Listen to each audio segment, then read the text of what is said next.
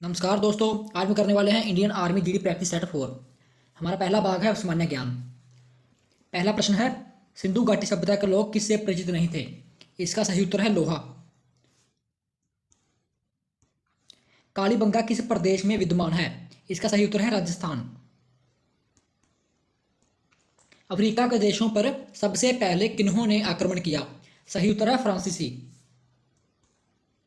Bastille जो कि France की क्रांति से संबंधित है, क्या था? इसका सही उत्तर है कारागार।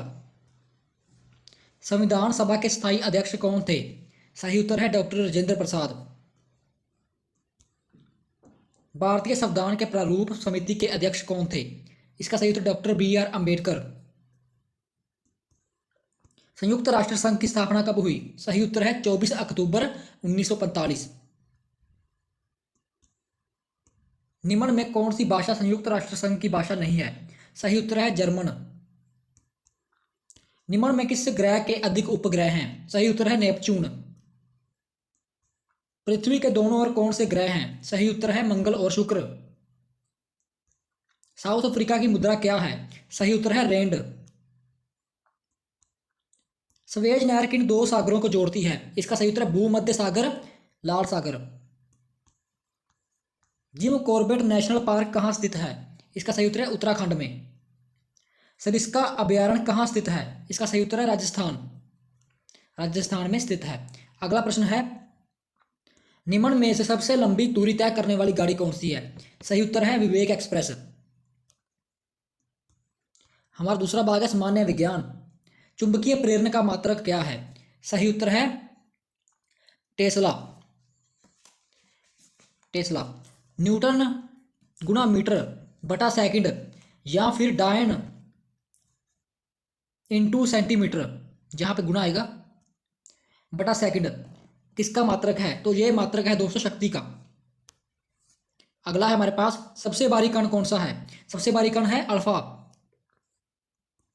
हाइड्रोजन के परमाणु में होते हैं, तो हाइड्रोजन के परमाणु में होते हैं एक प्रोटॉन तथा एक इलेक्ट्रॉन।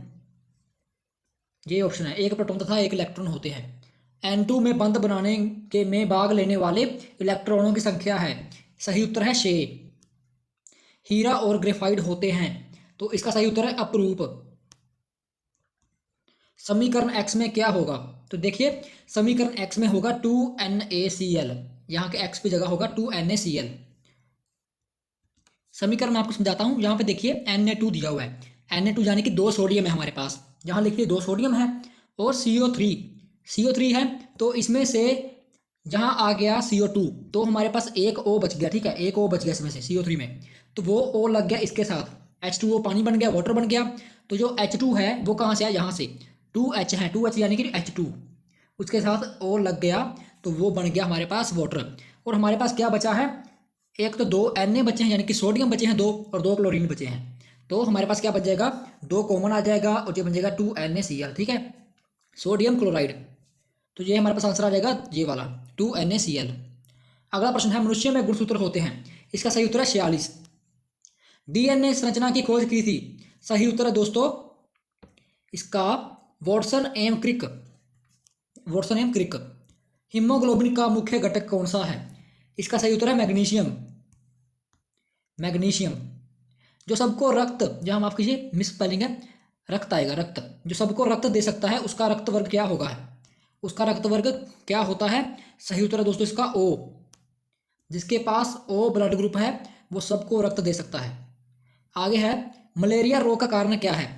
इसका सही कारण है प्रोटोजोआ।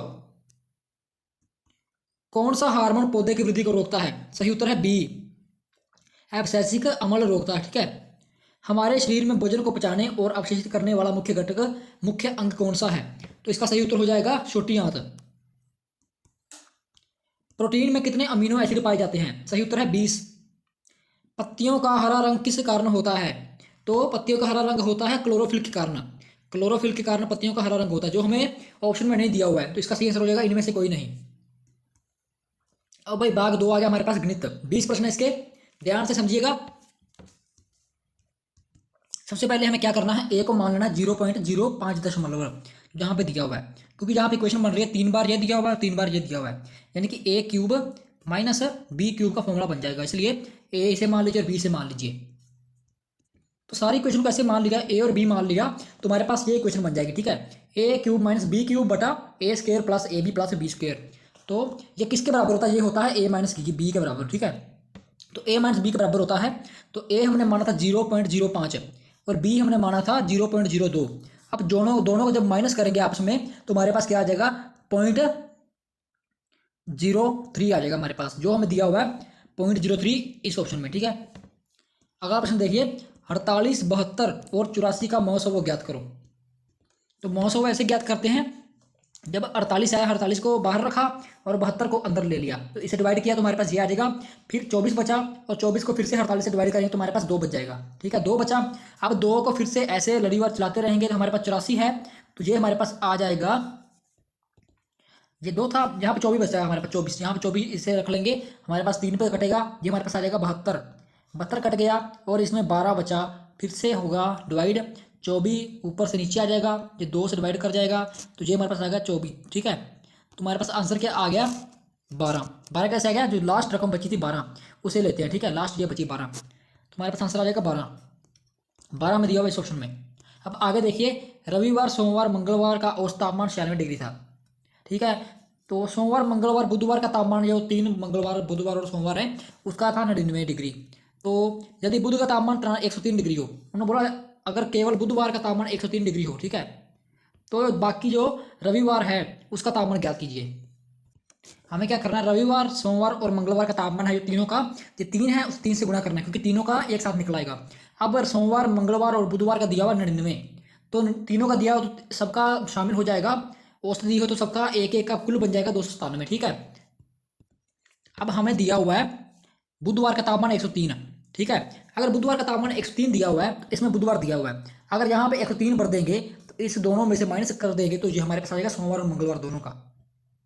तो हमारे पास आ गया 103 को माइनस कर दिया, बुधवार को कर दिया हमने माइनस सोमवार और मंगलवार से, हमारे पास आ गया 194। 194 आया हमारे पास सोमवार और सोमवार और मंगलवार दोनों का। हमें पता करना है रविवार का। अब सोमवार मंगलवार का पता चल गया है, तो रविवार यहाँ दिया हुआ है। अब रविवार से सोमवार और मंगलवार को माइनस कर देंगे तो हमारे पास क्या बच जाएगा? देखिए 288 था हमारे पास, 288 में अगर हम सोमवार मंगलवार दोनों का घटा देंगे तो हमारे पास क्या बच जाएगा? हमारे पास 200 बच जाएगा केवल रविवार। तो हमारे पास इसका आंसर क्या आ जाएगा? 94। 288 में 194 माइनस किया, हमारे पास आ गया 94 आंसर। 94 हमें दिया हुआ है ए ऑप्शन में। अब आगे देखिए, एक परीक्षा में 400 विद्यार्थी पास हुए, तो मान लीजिए 400 विद्यार्थी पास हुए हैं, तो 60% विद्यार्थी फेल हो गए हैं, यानी कि 60% विद्यार्थी फेल हो गए हैं, तो उसमें से कितने बाकी बचे? 40%, यानी कि 40% विद्यार्थी पास हो गए हैं। अब देखिए 40% विद्यार्थी उन्होंने दिया हुआ जो पास में वो है 400, ठीक है। मान लीजिए 400 विद्यार्थी 40%, इसका मतलब जो 10% कितना बनता है? 10% बनता है 100, तभी तो 40% 400 बनता है। उसी तरह उन्होंने बोला है 100% ज्ञात करो, यानी कि कुल बच्चों की गिनती ज्ञात करो। तो 100% कितना हो जाएगा? 100 को गुना कर देंगे 10% से, तो हमारे पास आएगा 1000। तो कुल बच्चों की गिनती होगी हमारे पास 1000। अगला प्रश्न देखिए दोस्तों, एक व्यक्ति ने एक मकान 3800 रुपये में खरीदा है, 3800 रुपये में खरीदा है और 5% लाभ पर बेच दिया है। 5% लाभ, 5% लाभ उसने बेच दिया है। 3800 का पहले 5% निकाल लेंगे और जो 5% उसे लाभ हुआ होगा उसको ऐड कर देंगे 3800 में, तो टोटल हमें उसका पूरा जो मूल्य है वो पता चल जाएगा, ठीक है, कितने में उसने बेचा है। जैसे कि हमें पता है 3800 का 5% कितना बनता है? 190, ठीक है, यानी कि 190 रुपये उसे लाभ हुआ है। तो अगर 3800 में 190 जोड़ देंगे तो हमारे पास क्या आ जाएगा? हमारे पास आ जाएगा 3990। तो ये हमें ज्ञात करना था जो पूरा मूल्य है, ठीक है। 3990 हमें दिया हुआ है इस ऑप्शन में, ए वाली में। तो अगला प्रश्न देखिए, 6:3 अनुपात x अनुपात 4। देखिए यहाँ पे दिया हुआ 6:3, 6 का आधा क्या होता है? 3, वो हमें दिया हुआ है। अब देखिए यहाँ पे दिया हुआ है x अनुपात 4, अगर 6 का आधा किया है तो यहाँ भी इस रकम का आधा ये है 4 है, तो यहाँ क्या होगा? 8 होगा, तभी तो 4 है, आधा है, इसीलिए हमारे पास आ जाएगा दोस्तों 8। यहाँ पे मिस प्रिंट है, 38 लिख दिया है गलती से, यहाँ पे आएगा 8। इसका एक फॉर्मूला भी होता है, अगर आपको नहीं समझाई तो 3 को सीधा इससे मल्टीप्लाई कर देते हैं। देखिए 3 को मल्टीप्लाई किया x से, हमारे पास आएगा 3x, और 6 को 4 से गुणा कर देते हैं, उसे बराबर ले लेते हैं, 24 आ गया। x को 24 से बटा कर दिया तो 3 को कर दिया तो हमारे पास आ जाएगा 8, तो 8 आंसर आ गया। यहाँ पे मिस प्रिंट है, यहाँ पे आएगा 8, ठीक है। अब आगे देखिए, प्रश्न को ध्यान से समझिए। प्रश्न दिया हुआ एक किले में 2000 जवानों का 54 दिन का राशन है। एक किला है, उसमें 2000 जवान है, उनका राशन कितने दिनों का है? 54 दिन का, 54 दिन का राशन है, ठीक है। यानी कि 1000 बंदों का कितने दिन का हो गया? 27 दिन का, ठीक है। अब 15 दिन पश्चात कुछ नए जवान आ जाते हैं। 15 दिन बाद कुछ नए जवान आते हैं, तो भोजन क्या है? अगले 20 दिनों में खत्म हो गया है। कुछ नए जवान आ गए हैं, तो जो भोजन है, जो 53 दिन चलना था, 53 दिन चलना था, वो देखिए 15 दिन बाद आए हैं। जैसे 53 में 15 माइनस कर देंगे तो हमारे पास कितना बच जाएगा? तो हमारे पास बच जाएगा 39। यानी कि जब 15 दिन निकलने से पहले जवान नए आने आने थे, जब जवान आने से पहले जो 2000 जवान थे उनके पास 39 दिन का राशन था, ठीक है। तो जब वो आ गए दूसरे जवान, तो उनके पास कितने दिन का राशन था? 39 दिन का राशन था। लेकिन जब वो दूसरे जवान आ गए तो वही राशन 20 दिन में खत्म हो गया। तो कितने जवान जो टोटल हैं, नए जवानों की संख्या ज्ञात करनी है। अगर 2000 जवानों का जो है 39 दिन का राशन हमारे मैंने को बताया, तो एक दिन का राशन कितना हो गया? 2000 गुना 39 कर देंगे। उसके बाद क्या होगा? अगर 20 दिन का राशन उन्होंने बोला है समाप्त, 20 दिन में हो गया, तो उसे 20 से डिवाइड कर देंगे। हमारे पास क्या आ जाएगा? 2 से डिवाइड हो गया, हमारे पास आ गया 100, तो हमारे पास क्या आ गया? 3900, ठीक है। तो 3900 जवान के लिए जो राशन आ गया, ठीक है, जो राशन टोटल था। यानी कि 1900 जवान नए आ गए हैं। 2000 में से 3900 घटा देंगे तो हमारे पास क्या बचेगा? 1900, ठीक है। यानी कि 1900 जवान नए आए हैं, ठीक है, 1900 जवान नए आए हैं। तो यहाँ पे उत्तर दिया हुआ है 3900, 3900, यानी कि टोटल राशन था वो है, टोटल राशन था, देखिए 20 दिन के में खत्म हो गया। तो पहले 2000 जवान थे, उसके बाद 1900 जवान और आ गए, तो हमारे पास क्या आ गया? 3900। तो जो नए जवानों की संख्या है वो हमारे पास क्या आ जाएगी? 1900 नए जवान की। यहाँ पे टोटल टोटल की ऑप्शन दी हुई है, ठीक है, टोटल की 3900 होगी, नए जवान हो गए हमारे पास 1900। अब आगे देखिए, रेट 1500 का 4 वर्ष का किस दर से साधारण ब्याज रेट 120 हो जाता है।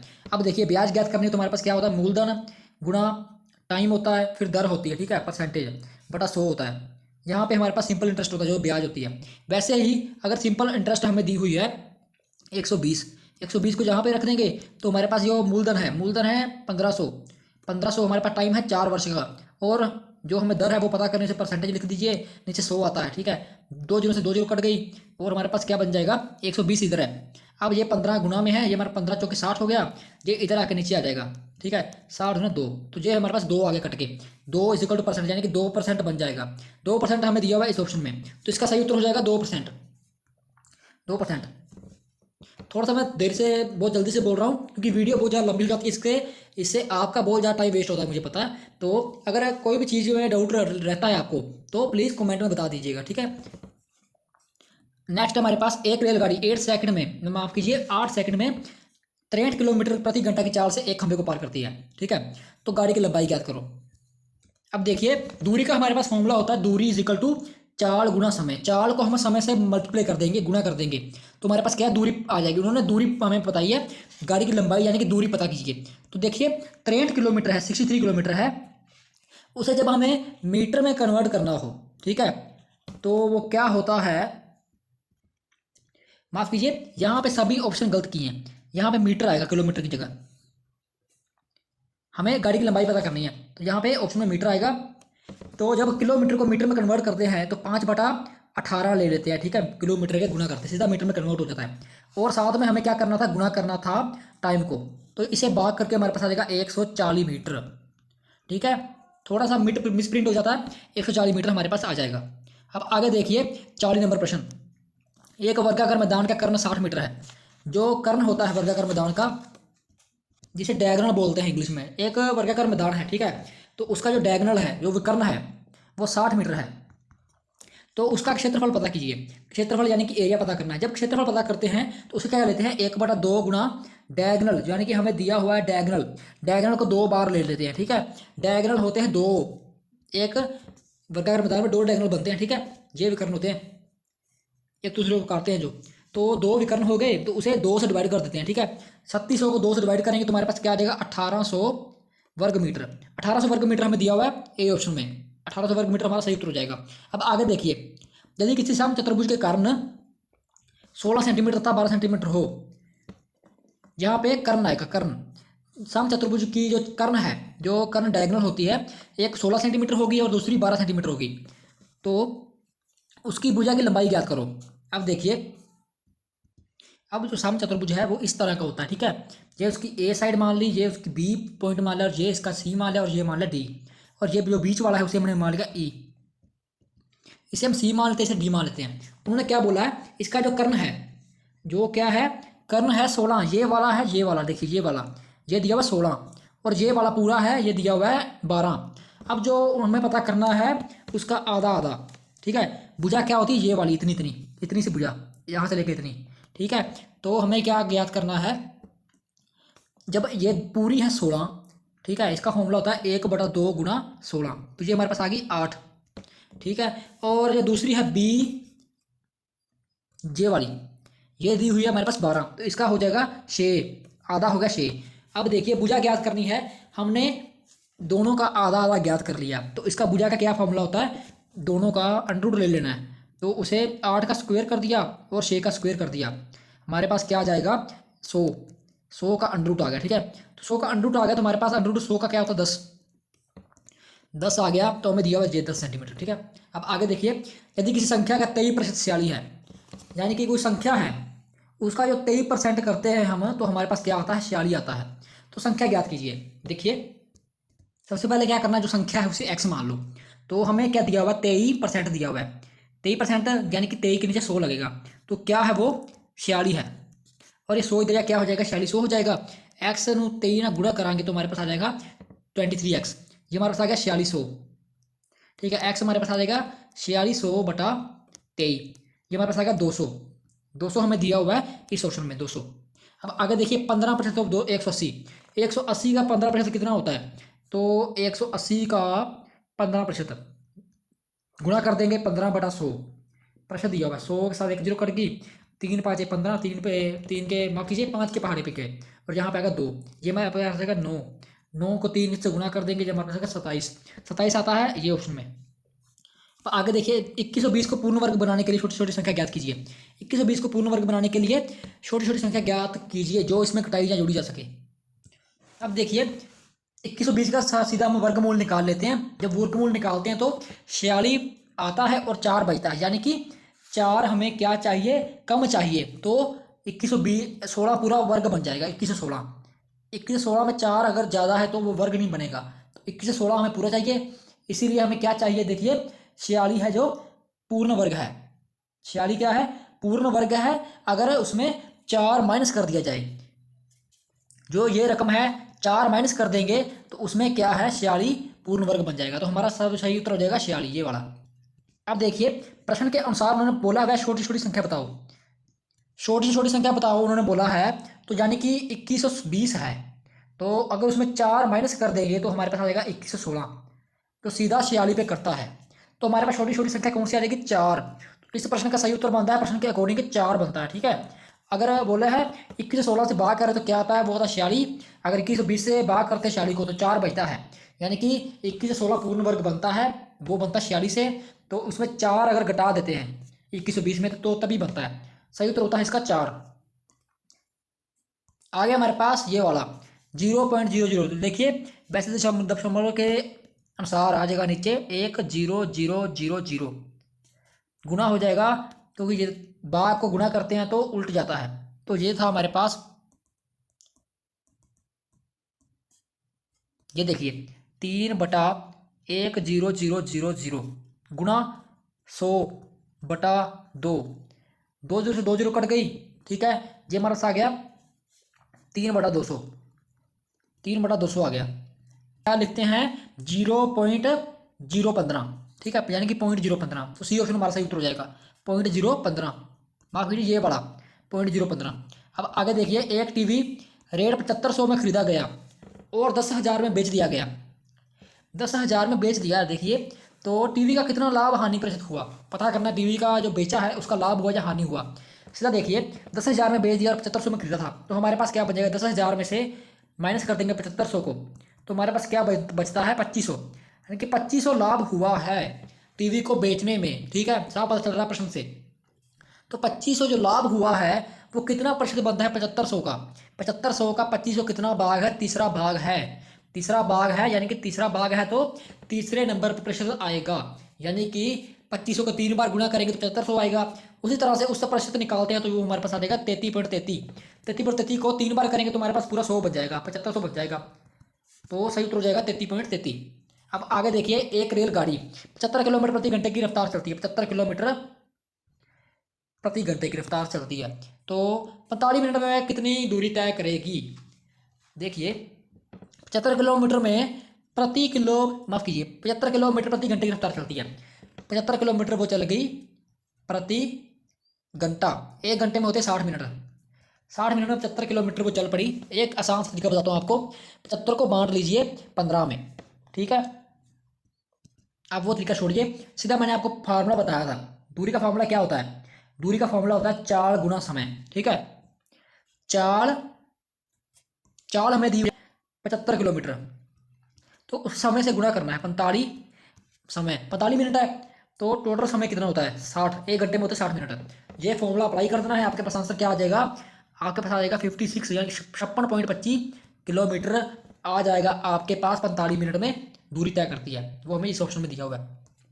आगे देखिए, मोहन की उम्र है जो, उसके पिता की उम्र की 1/3 है, यानी कि अगर पिता की उम्र 30 साल है तो मोहन की उम्र कितनी है? 10 साल है। ऐसे मान के चलिए मोहन की उम्र उसके पिता की 3 गुना कम है। अगर दोनों की उम्र का योग 60 वर्ष है, दोनों की उम्र का योग 60 वर्ष है, मान गए जैसे कि मोहन की उम्र 20 वर्ष है और पिता की 40 वर्ष है, तो दोनों का योग क्या हो जाता है? 60 हो जाता है। तो जो मोहन की आयु है वो पता करनी है हमें, ठीक है। पहले तो जो ऑप्शन दी हुई है उससे अंदाजा लगाइए। 45 वर्ष मोहन की उम्र हो नहीं सकती। अगर मोहन की उम्र 45 वर्ष होगी तो पिता की उम्र तो 45 गुना 3 कितनी बन जाएगी? ये तो 100 से ऊपर चली जाएगी, ठीक है, 135 हो जाएगी। तो ये देखिए पिता की उम्र 135 हो जाएगी, तो दोनों का योग देखिए, दोनों का योग भी जो है वो 60 है। ये भी सोचिए, अगर मोहन की उम्र 25 हो जाएगी तो पिता की उम्र 3 गुना उससे ज़्यादा है, वो हो जाएगी 75, ठीक है। तो 75 + 25 कितना? 100 होता है। तो दोनों का योग हमें दिया हुआ 60, ये भी आंसर नहीं होगा। अब देखिए 15 वर्ष, अगर मोहन की उम्र 15 वर्ष है तो पिता के 3 गुना, ठीक है, पिता के 3 गुना उससे ज़्यादा है, तो वो हो जाएगी 45। दोनों का जोड़ कितना? 60 बनता है। ये तो बन गया हमारे पास आंसर। अब 20 वर्ष, अगर मोहन की उम्र 20 वर्ष होगी तो पिता की उससे 3 गुना 60 होगी, दोनों का जोड़ 80 बनता है, जो हमारे क्वेश्चन के बिल्कुल उल्टा है। तो हमारे पास सही उत्तर क्या आ जाएगा? 15। अब आगे देखिए, दो संख्याओं का अनुपात 4:9 है। 4:9 है दो संख्याओं का अनुपात। अगर छोटी संख्या 5000 है तो दूसरी संख्या ज्ञात कीजिए। अब भाई दूसरी की संख्या ज्ञात करनी है, तो अगर पहली होती है 4/9 लेना था, 4/9, तो अब हमें ज्ञात करनी है दूसरी, तो हम लेंगे 9/4। पहली संख्या दी हुई छोटी 5000, गुना कर देंगे तो हमारे पास क्या आ जाएगा? 11250, जो हमें दिया हुआ है ये वाली ऑप्शन में 11250। अब आगे देखिए, 199 रुपये हैं, उसको ए बी व सी में इस प्रकार बांटे कि ए को बी के बराबर व बी को सी के बराबर मिले।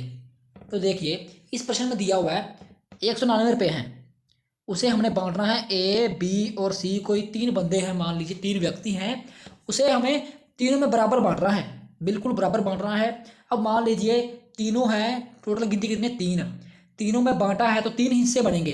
अब 3 हिस्से बनेंगे तो करने भी बराबर बराबर हैं, ठीक है। बराबर बराबर हिस्से करने हैं तो तीनों को बराबर हिस्से करेंगे तो कितना आएगा? सबका माफ़ कीजिए, सब मैंने आपको समझा दिया है। बराबर हिस्से कितने बनेंगे, ठीक है, वो 3 बराबर हिस्से अलग अलग कर देने हैं। तो उसमें जो सी का हिस्सा आएगा वो आपको बताना है कमेंट बॉक्स में। कमेंट बॉक्स में बताना है। ये आपके रहे ऑप्शन ए है 43, ऑप्शन बी है 53, और ये है 63, और चौथा है 73। कौन सा उत्तर आएगा जब 3 हिस्सों में बांटते हैं 199 रुपये को, ठीक है। ये था आज का प्रैक्टिस पेपर। कोई भी गलती हुई हो प्रैक्टिस में, पेपर में, तो कमेंट बॉक्स में लिख देना, उसका हल आपको कमेंट बॉक्स में जरूर मिलेगा, ठीक है, 1 दिन के अंदर अंदर। तो मिलते हैं दोस्तों अगले प्रैक्टिस सेट के साथ अगली वीडियो में। जय हिंद, जय भारत।